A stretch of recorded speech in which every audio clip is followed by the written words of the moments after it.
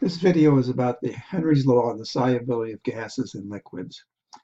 Henry's law says that the solubility of a gas above a liquid is proportional to the pressure of the gas above the liquid. The greater the pressure of the gas above the liquid, the greater the solubility, and it's a linear relationship.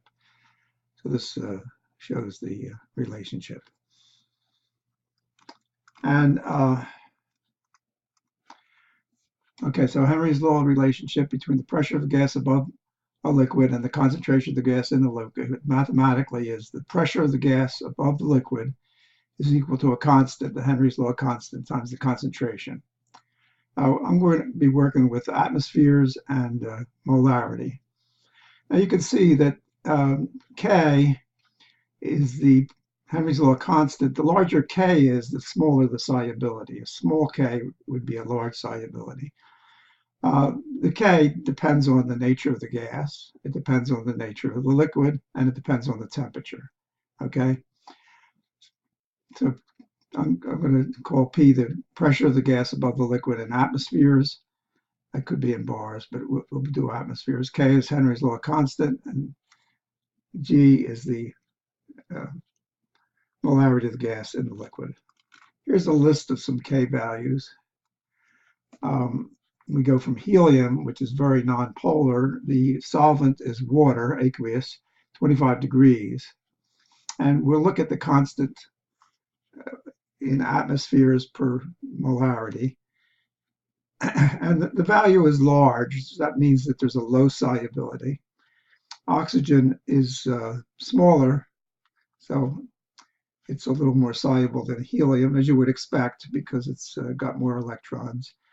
Nitrogen is larger, so oxygen dissolves a little more than nitrogen. Hydrogen is pretty large, it's nonpolar.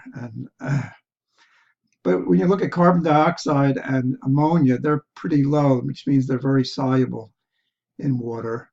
Carbon dioxide reacts with water to form carbonic acid, which associates into hydrogen ions and bicarbonate. Some of the carbon dioxide is just dissolved carbon dioxide. And ammonia being kind of polar and hydrogen bonding is very soluble in water, as you would expect. Now, what I would like to do next is show you a demonstration.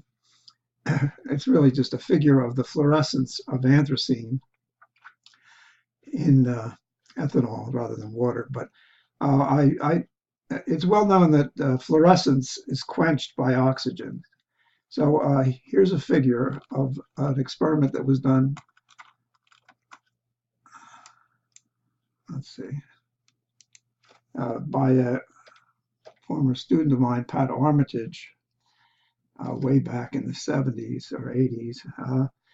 And we see the fluorescence of anthracene, but the sample was placed in a bomb calorimeter in a cuvette at 30 atmospheres of oxygen. And you can see 2 minutes after we removed it from the chamber, the fluorescence was very low. As time went on, the oxygen started to come off because that room temp in the room only about 0.2 atmospheres of oxygen is present.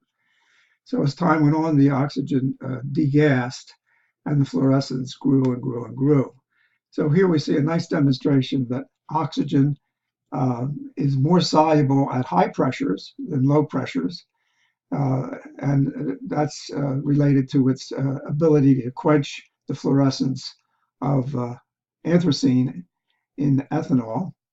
And so it's a nice demonstration. So I hope that's helpful for you to understand Henry's law, a very important law in science. Thank you.